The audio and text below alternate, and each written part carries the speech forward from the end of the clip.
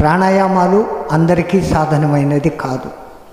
వీటన్నిటికన్నా సులభమైన పరిష్కారంగా ఏ కష్టం లేకుండా సుఖమైన ఆసనములో కూర్చొని కేవలం శ్వాస మీద ధ్యాస పెట్టడము అన్న ఒక్క క్యాప్సెట్ను తీసుకొని వచ్చి మహానుభావుడు లోకానికి ఎంతో ఉపకారం చేస్తూ ఉన్నారు.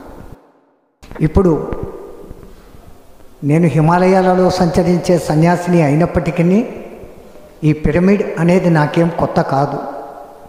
మన సనాతన ధర్మంలో 4 విధాలైన పిరమిడ్లు ఉన్నాయి. వాటి వివరాలు మీకు చెప్తాను, వాటి శక్తి ఏంటో చెప్తాను. తద్వారా ఇప్పుడు పత్రిజీ గారు మనకు పరిచయం చేసినటువంటి పిరమిడ్ ఎటువంటిది ఏమి అన్న సంగతి మీకు తెలుస్తుంది. ఇప్పుడు నేను పరిచయం చేయబోయే 4 పిరమిడ్ల లోపల కానీ దాని కింద కానీ మనం కూర్చొని ధ్యానము చేసుకునేదానికి అవకాశం లేదు. నేను ఈ 4 వివరించి చెప్పిన తర్వాత పత్రిజీ గారు మనకు ఎంతటి మహోపకారం చేశారన్న సంగతి మీకు అర్థమవుతుంది. సనాతన ధర్మంలో అసలు ఈ భూగోళం పుట్టినప్పటి నుంచి ఉన్న మొట్టమొదటి పిరమిడ్ కైలాస మానస పర్వతము, కైలాస శిఖరం. 4 వైపులా 4 విధాలుగా 4 రంగులలో కనపడుతున్నటువంటి ఆ మహత్తర శిఖరము సాక్షాత్తు శివుని కుటుంబం. ఆ పర్వతము ఒకవైపు నుంచి ఏనుగులాగాను, ఒకవైపు నుంచి నెమలిలాగాను, ఒకవైపు నుంచి సింహం ఆకృతిలోను, ఒకవైపు నుంచి గుర్రము లేదా ఎద్దు ఆకారంలోనే కనపడతాయనేసి మీకు అందరికీ తెలిసిన విషయమే. అలాగనే 4 వర్ణాలలో కనపడుతుంది. ఎవరెస్ట్ కన్నా ఎంతో చిన్నది అయినప్పటికీ నేటికి ఇంత ఆ శాస్త్రము అభివృద్ధి చెంది ఉన్నా ఆ పర్వతాన్ని అధిరోహించడానికి వీలు కానిగా అద్భుతంగా 6 కొండల మధ్యలో అద్భుత శిఖరంగా అది వెలిసి ఉంది.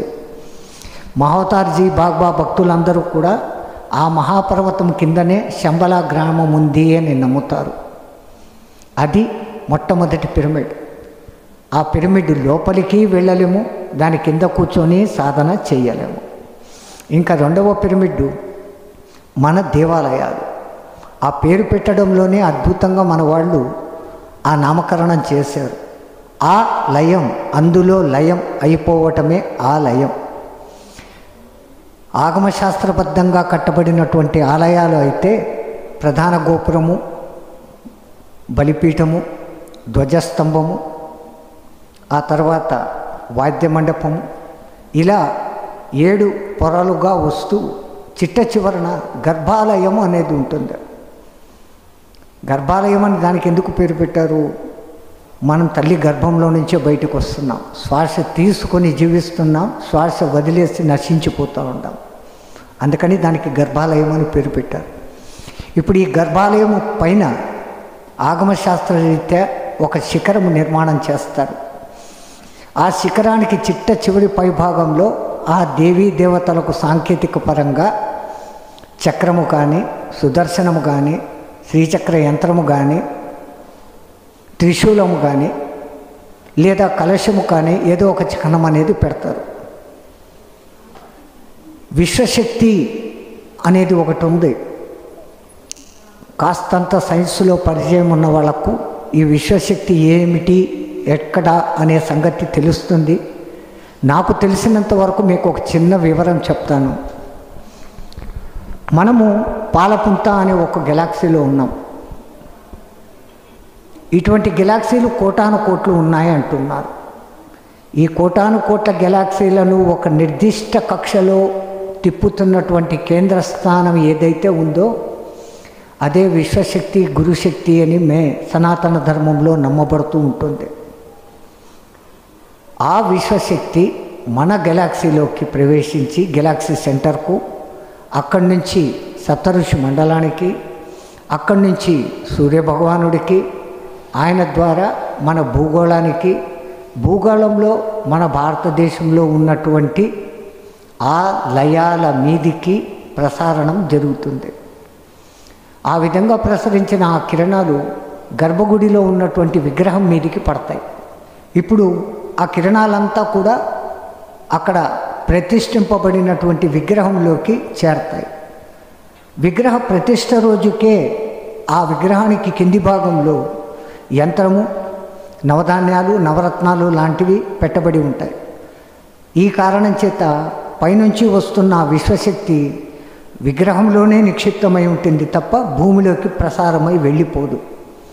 అలా ఆ విశ్వశక్తి నిండిపోయిన విగ్రహము తనలో నుంచి ఆ శక్తి తరంగాలను తన చుట్టూకు వెదజల్లుతుంది. అందుకే మన పూర్వీకులు మనకు ఆలయంలో ప్రదర్శనలు చేయమన్నారు. ఈ ప్రదక్షిణలు చేయడము అంటే స్వామికి ఇచ్చే దక్షిణ హుండీలో వేసేదానికంటే ఆయన చుట్టూ తిరగడం అనేది ఉందే, అది ప్రబలమైన ప్రదక్షిణ అని పిలువబడుతూ ఉంది. ఎప్పుడైతే శాస్త్రరీత్యా సమంత్రకంగా స్థాపించబడినటువంటి అటువంటి విగ్రహంలో కూర్చొని మనం సాధన చేస్తుంటాము, మొక్కుకుంటూ ఉంటాము, ఆ విగ్రహం నుంచి వెలువడుతున్నటువంటి తరంగాలలో మనం ఉంటాం. మానవుడి ప్రతి శరీరంలోనూ కూడా షట్చక్రాలు ఉంటాయి. ఆ షట్చక్రాలలో అక్షరాలు 50 నిక్షిప్తమై ఉంటాయి. ఇప్పుడు ఎప్పుడైతే ఒక మానవుడు భక్తిపూర్వకంగా వినయపూర్వకంగా ఆ మందిరం చుట్టూ ప్రదక్షిణ చేస్తాడో ఆ విగ్రహం నుంచి వస్తున్నటువంటి తరంగాలు, శక్తి తరంగాలు ఆయనకు తగిలి ఆరోగ్యాన్ని కలిగిస్తాయి, జ్ఞానాన్ని వృద్ధి చేస్తాయి. ఇది నేను చెప్పినటువంటి 2వ పిరమిడ్. ఇక 3వది శివలింగం. మన భారతదేశమే ఒక గొప్ప శివలింగం. కావాలంటే ఇండియా మ్యాప్ మీరు ఒకసారి గీచుకొని ఒక అప్రాక్సిమేట్గా ఒక ఊహ చేయండి. దక్షిణ భారతదేశము, అరేబియా సముద్రంలో ఉన్నటువంటి లక్షద్వీపులు, బంగాళాఖాతంలో ఉన్నటువంటి అండమాన్ నికోబార్ దీవుల వరకు వీటన్నిటినీ కలుపుతూ కింద అటు ఒక డయాగ్రామ్కి ఇస్తే పీఠము తయారవుతుంది. గుజరాత్ నుంచి కలకత్తా వరకు ఉండేది పానపట్టము, కాశ్మీరు శివలింగం. అందుకే ఈ భారతదేశము ఆధ్యాత్మికతలో ప్రపంచానికి ముందు స్థానంలో ఉంటుంది. అటువంటి ఈ భారతదేశంలో మనం జన్మించాం. ప్రపంచానికంతా జ్ఞానాన్ని బోధించిన మనము ఈరోజు విదేశీ సంస్కృతిలో పడి లేదా ఇంకేదన్నా కారణాలు కావచ్చు, మనం ఉన్న స్థాయి నుంచి పతనమైపోతున్నాం. ఆ పతనం కాకుండా అరికట్టి తిరిగి మనకు పునర్వైభవం తెప్పించేదానికి శ్రీ పత్రిజీ గారు మనకు ఈ పిరమిడ్లు అన్న పేరు మీద పరిచయం చేశారు. ఆ పిరమిడ్లు అని చెప్పబడేదానికి కూడా కారణం ఏంటంటే కొన్ని వేల సంవత్సరాల కింద ఈజిప్టులో కట్టబడినటువంటి ఆ పిరమిడ్లలో ఎన్నో శక్తులు ఉన్నాయని ఇప్పుడు సైంటిస్టులే ఒప్పుకుంటున్నారు, ఇంకా పరిశోధనలు చేస్తూనే ఉన్నారు. పరిశోధనలు చేసే కొద్దీ ఆ పిరమిడ్ల లోపల అనేక రహస్యాలు బయటపడుతున్నాయి. అలాగనే కైలాస పర్వతం గురించి కూడా పరిశోధనలు అయితే చేస్తున్నారు, కానీ ఆ పరిశోధనలు చేసుకునేకి కూడా అనువు కాని వాతావరణ పరిస్థితులు అక్కడ ఏర్పడి ఉన్నాయి. ఈ కారణం చేతను అక్కడ ఉన్నటువంటి విశ్వశక్తిని మానవుడు తట్టుకోలేనంత హై ఫ్రీక్వెన్సీలో ఉండటము, రేడియేషన్ ఉండటము లాంటి కారణాల చేత వాళ్ళ ప్రయోగాలు ఇంకా ముందు అడుగు వేయలేదు అనుకుంటున్నాను.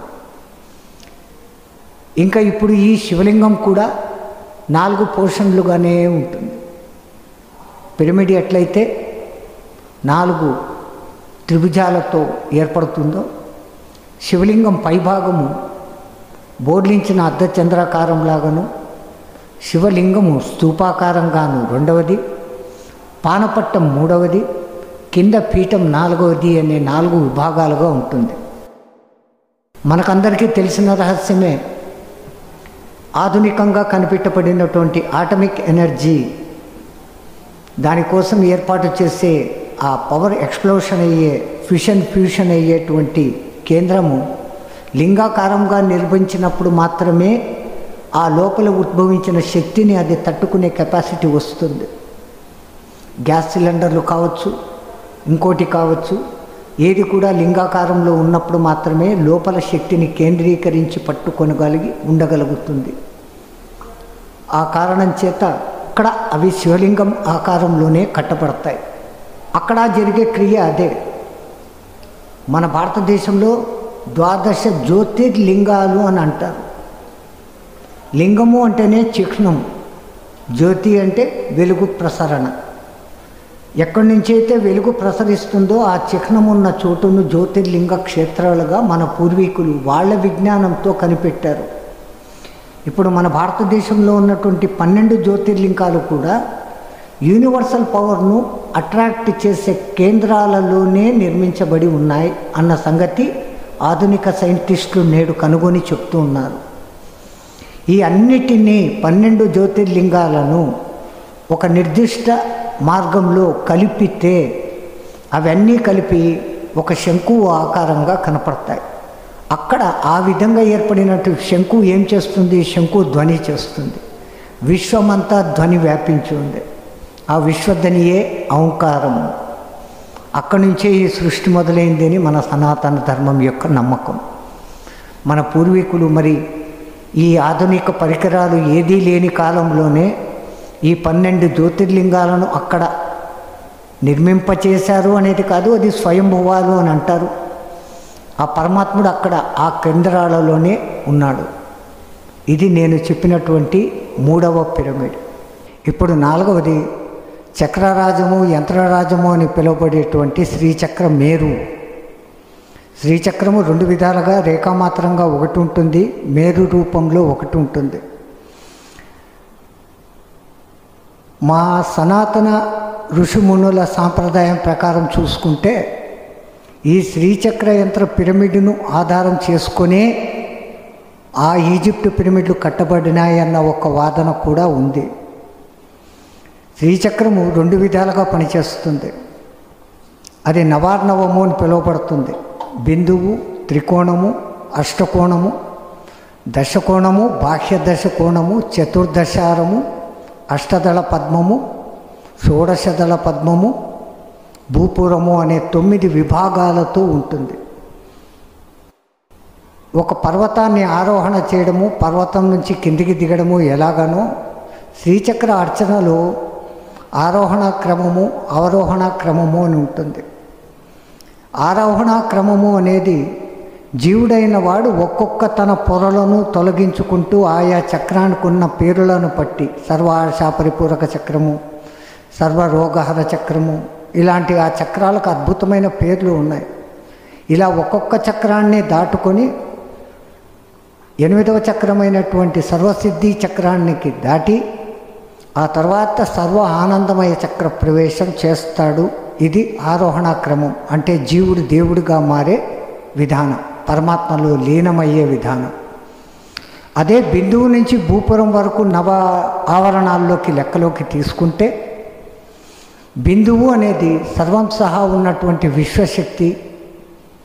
ఆ శక్తి 2 రూపాలలో ఉంటుంది. అదే కామేశ్వరుడు, కామేశ్వరి ఏకరూపం అని చెప్పబడుతుంది. అర్ధనారీశ్వర తత్వంగా ఉంటుంది. అక్కడి నుంచి అది త్రికాలాలుగా మారి అక్కడి నుంచి అష్టదిశలకు వ్యాపించి జీవరాశిలోని దశ ప్రాణాలు అంతర్దశారంగా, దశ ఇంద్రియాలు బాహ్యదశారంగా, చతుర్దశ భువన వ్యాప్తమైనటువంటి సర్వ జీవరాశిలో ఈ విధంగా ఉంటుంది. అది చతుర్దశ కోణానికి సంకేతంగా చెప్పబడుతుంది. ఇదే చతుర్దశ కోణము మానవుడిలో కూడా విభజింపబడి ఉంటుంది. కుండలిని యోగ సాధన పరులందరికీ తెలిసిన విషయమే. మూలాధారము, స్వ అధిష్టానము, మణిపూరకము, అనాహతము, విశుద్ధి, ఆజ్ఞ, ఆ తర్వాత సహస్రారం అనే 7 చక్రాలు మనకు కటి భాగం పైన ఉంటాయి. కాబట్టి అవి ఊర్ధ్వలోకాలు 7కు సాంకేతికం. కటి దగ్గర ఉన్నటువంటి తొడల జాయింట్లు 1, తొడలు 2, మోకాళ్ళు 3, పిక్కలు 4, చీలమండ 5, పాదము 6, వేళ్ళు 7 అనే అధోలోకాలుగా ఇవే పిలువబడతాయి.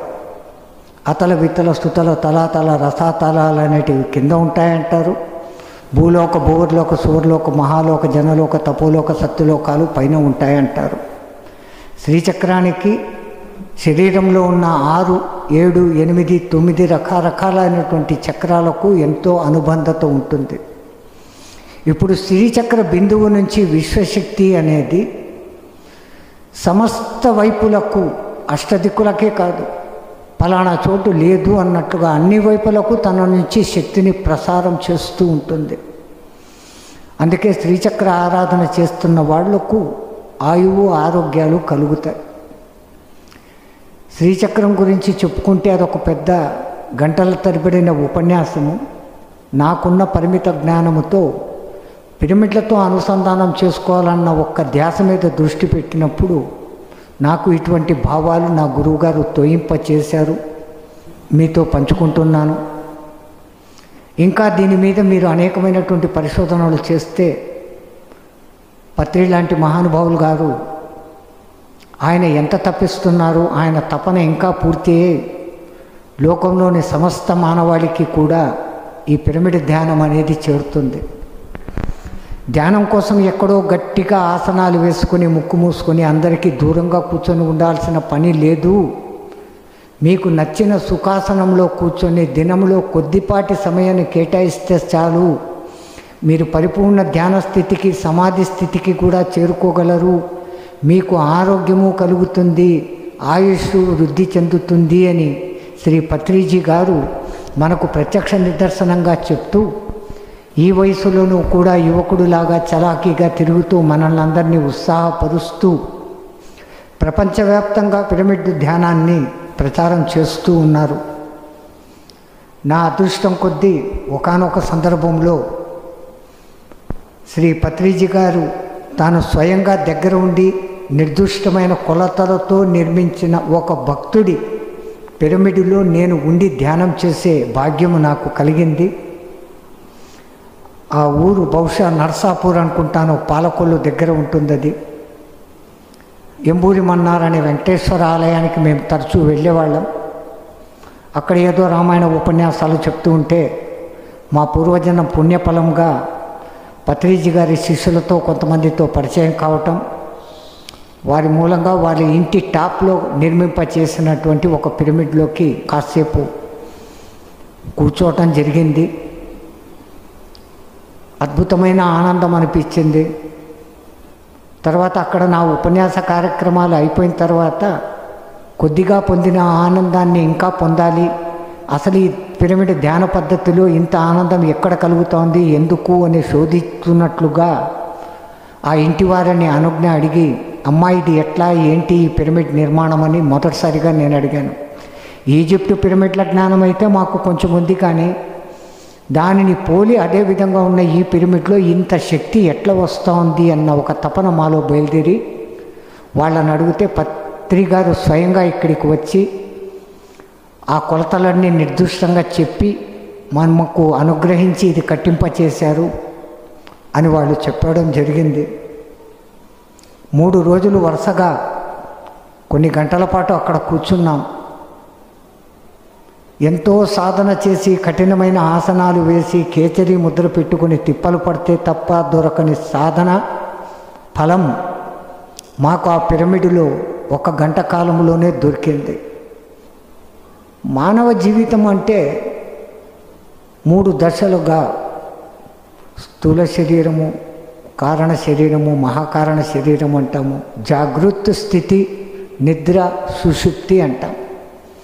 పిరమిడ్లోని 4 త్రికోణాలలో ఒక త్రికోణము ఈ 3 లక్షణాలను కలిగి ఉండి జాగృతిలో ఎంత జాగృతిగా ఉండి ఎట్లా వ్యవహారం చేసుకోవాలా అనే దాన్ని నిర్వర్తిస్తూ, నిద్రలో అనవసరపు కళలను ఎట్లా నియంత్రించుకోవాలో, నిద్ర ఎంత అవసరమో ఎంతసేపు నిద్ర పోవాలనో అది తెలియజేస్తూ, మనసు నిశ్చలమై ఎక్కడ అయిపోతుందో అక్కడ దొరికే ఆ సుషుప్తి ఆనందాన్ని అనుభవింపచేస్తూ సూచనలుగా పిరమిడ్లోని 4 త్రికోణాలలో ఒక త్రికోణం సూచిస్తుంది అనుకుంటున్నాను. ఈ 3 స్థితులకు అవతలున్నటువంటి తురీయ స్థితికి మనం ఆ పిరమిడ్ మధ్యలో కూర్చొని ధ్యానం చేస్తున్నప్పుడు చేరుకోగలం. అదే ఆత్మ పరమాత్మ అనుసంధానం అని అంటారు. ఇంకా 2వ త్రికోణాన్ని చూసుకుంటే మానవుడు కాలంలో ఉంటుంటున్నాడు. ఈ కాలం 3 విధాలు మనకు తెలిసిందే. భూత భవిష్యత్తు వర్తమానాలని జరిగిపోయిన దాని నుంచి తప్పులను గ్రహించుకొని ఆ తప్పులు మళ్ళీ చెయ్యక భవిష్యత్తును అద్భుతంగా నిర్మించుకునేదానికి అవకాశం ఉండేది మనకున్న వర్తమానం. ఈ వర్తమానాన్ని ఇట్లా సద్వినియోగం చేసుకోవాలి తప్ప నిరంతరము గతం గురించి చింతన చేస్తూ రాబోయే భవిష్యత్తు గురించి ఏదో ఊహలు అల్లుకుంటూ ఉన్న ఈ వర్తమానాన్ని వృధా చేసుకోకూడదు అన్న సంగతి బోధిస్తూ ఉన్నదా ఈ రెండవ త్రికోణము అని నాకు అనిపించింది. నిజానికి కాలము నిరంతర ప్రవాహం. భూతకాలము లేదు, భవిష్యత్తు లేదు, వర్తమానము లేదు. సెకండులో మైక్రో సెకండుగా మీరు విడదీసి చూసుకుంటే అది కూడా ముందుకు క్షణకాలంలో కదిలిపోతూనే ఉంది. కానీ పరమాత్ముడి అనుగ్రహంతో మనకింత జీవితకాలం ఉంది. ఈ జీవితకాలంలో ఈ ఒక్క 24 గంటలు మనం గడుపుతున్నాం. ఆయన ఇచ్చిన ఈ 24 గంటలలో 23 గంటలు మీ వ్యావహారిక లౌకికానికి మీరు ఎంత వాడేసినా కనీసం 1 గంట శ్రీ పత్రిజీ గారు చెప్పినటువంటి ఈ ధ్యానములో మీరు గనక కూర్చోగలిగితే మీకు ఇహలాభము పరలాభము కూడా కలుగుతుందని నా పరిపూర్ణ విశ్వాసం. కారణం, మన మనసు నిరంతర చంచలమైనది, ఒక్క ఆలోచన మీద ఆగి ఉండదు. దాన్ని బంధించి పెట్టేదానికి పత్రిజీ గారు పనిపెట్టిన సులభమైన మార్గము, మంత్రం కూడా అవసరం లేకుండా కేవలం మీ ఉచ్ఛ్వాస నిశ్వాసాల మీద ధ్యాస పెడితే చాలు. అప్పుడు మనసుకు ఒక నిర్దిష్టమైనటువంటి పని అప్పచెప్పాను. ఇంకా మనసులో రెండవ ఆలోచనలు రాదు. ఆలోచనలు రాని నిశ్చలమైన మనస్సే జీవన్ముక్తి అని శంకరాచార్యుడు చెప్పినారు. అందుకే ఆ అంతటి నిశ్చల స్థితి ఇంత సులభంగా మనో నిగ్రహం జరగడం అనేది, చిత్తబంధనం అని జరిగేది ఈ పిరమిడ్లో నాకు జరుగుతోంది అనిపించి ఆ భూత భవిష్యత్మాన కాణాలు అనబడేటువంటి రెండవ కోణంతో అనిపించింది. ఇంకా మూడవ కోణం విషయంలోకి వస్తే స్వర్గలోకము, భూలోకము, నరకలోకము అంటారు, పాపము పుణ్యాలు అంటారు, జీవుడు అంటారు. మనం చేస్తున్న సత్కర్మలు ఇప్పటికీ తాత్కాలికంగా అప్పటికప్పుడు మనకు ఫలితాలు ఇవ్వకపోయినా కానీ జో బోయే ఓయి పర్ పావే అన్నట్లుగా మనం చేస్తున్న మంచి చెడ్డలు తప్పనిసరిగా మనకు మన తర్వాతి తరాలకు తగిలి తీరుతాయి. మనం ఒకవేళ ఇతరులకు మంచి చేయలేకపోయినా చెడు చేయకుండా ఉంటే ఆ పైవాడు పరమాత్ముడు ఆనందిస్తాడు. ఈ స్థితులలో మనము ఉంటే పిరమిడ్లోని 4వ పక్షం మనకు అనాహతనాదాన్ని వినిపించేటువంటి ఓంకారంగా అనిపిస్తుంది. ఆ త్రిభుజంలో ఉన్న 3 కోణాలలో ఒకటి అకారమైతే ఒకటి ఉకారము, మూడవది ఓంకారము. ఓంకార ఉచ్చారణ సక్రమంగా మానవుడు చేస్తూ సాధన చేస్తే క్రమంగా అతనికి తన యొక్క అనాహతనాదం, హృదయనాదం వినపడుతుంది. గుండె చేసే లబ్డబ్బు శబ్దం కాదు, అనాహతనాదం. ఇది విశ్వశక్తితో అనుసంధానమై ఉంటుంది. ఆ విశ్వశక్తితో మనం ఒక్కసారి అనుసంధానం అయ్యామంటే మన జీవిత లక్ష్యాలు, ఆలోచనలు మారిపోతాయి. సర్వసోదర ప్రేమ వెల్లివిరుస్తుంది. విశ్వమానవ సౌభాగ్యానికి మనం పాటుపడతాం. ఇన్ని శుభలక్షణాలు ఆ పిరమిడ్లో ఉన్నాయి.